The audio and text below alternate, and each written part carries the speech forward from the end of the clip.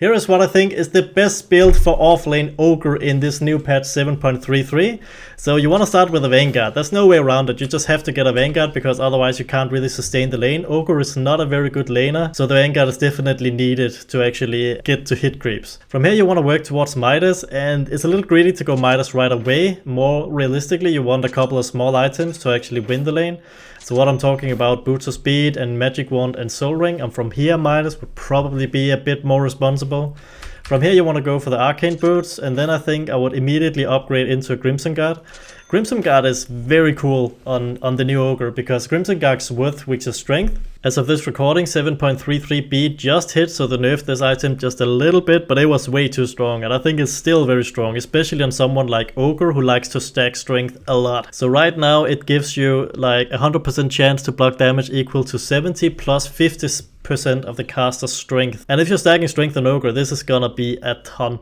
It's actually so hard to go through this guy.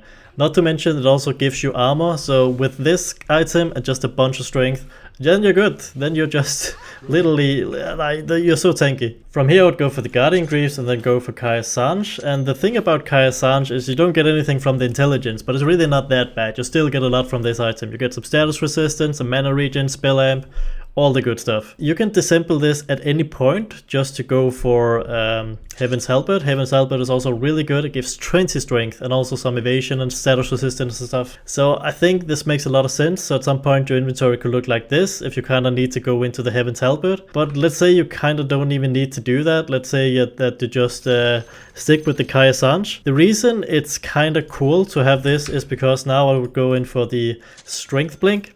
You kind of don't need it. Strength Blink is if you wanna like do even more damage, like be a little more carry, be a little more initiator. But the thing is, you don't even need the blink. You can just stand in the middle of the team fight and just cast your spells, and you don't even have to escape because you're just a big fat ogre and people can't even kill you. They kind of don't want to kill you first in a team fight because you are so tanky. But the thing that's cool about Overwhelming Blink is that you can pretty much one-hit creep waves, especially if, let's say, you get a heart as well.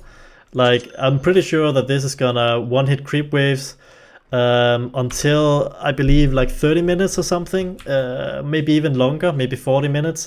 But like, with all this strength, you can like one-hit creep waves. At some point, by the way, you also want your shard. This fire shield is actually really good. The thing is, with the fire shield and the Guardian Greaves and Crimson Guard, you're actually a tank standing in the middle of the team fight, and you're quite capable of saving an ally. Ogre is actually a save hero with these items, because with Guardian Greaves you can heal them, you can block a ton of damage from Crimson Guard, and also with your shard that gives you this fire shield, you have 3 ways of actually helping an ally who's in need. But let's say you want to wait with the Overwhelming Blink hard shenanigans, you can also do like a Lotus Orb to be completely unkillable. I mean, you have so much armor, it's not even needed at this point, but the mana regen, if you're not going for Hex, then the mana regen is actually quite significant on the Lotus Orb.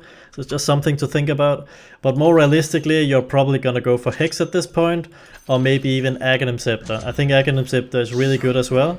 The mana regen is a problem, so you probably want to couple this with Hex at some point, but even without Hex you're probably still fine for most of the team fight. You're not gonna run out of mana that fast. If you are going for Blink, I would recommend Hex, because if you're blinking in and trying just to Fire Blast, this has a long animation, so people can react before you do this, but if you are blinking in and hexing immediately, there's no way that people can react to this. And you might be thinking Hex is kind of bad now because the 35 int does nothing for you, but this is like your last item. And all of the mana regen is actually quite enough, because like, look at my mana regen. I got 25.3, and that's because Hex stacks a lot with the Kaya Sange because of all the mana regen amplification. So this is plenty to actually power this Aghanim Scepter, the unrefined Fire Blast. So I think this is the build I would go for right now. In the most of the game, you're just gonna be this insane tank, and in the late game, if you actually get to the point where you get Aghanim Scepter and Blink and Side of Ice, I mean, you're actually a carry. You can do so much damage as well. Especially considering that you have so much strength with this build. So right now we're at more than 400 strength. So this is another 20% on your dumb luck, because now it stacks with strength. So another 20% on your multicast. So it's not nothing. This does a lot of damage in the late game. For those of you wondering, there is also a world where you can do completely carry Ogre. I really tried to make this work, but I don't think it's as strong. So the idea is I upgrade my Vanguard into an Abyssal Blade, because instead of the Hex, now I have the Abyssal Blade, so when I blink, I can blink instantly Abyssal Blade. Like I talked about, it's really hard to blink Fire Blast because of the slow animation, but you can blink Abyssal Blade, and then you can start your chain stuns, and then you can just keep hitting. Worth noting, like the 7% Fire Blast on attack is actually quite cool when you go for the carry Ogre. But I mean, when everything is said and done, it's actually really hard to hit people this often. I think the other build is just stronger, but this is how I would do it if I actually were to do this carry build. So we got the Bloodthorn, the Overwhelming Blink, Kaya-Sange, Abyssal Blade. Kaya-Sange actually still does a lot for this build, because with your Bloodthorn, your mana regen gets amplified.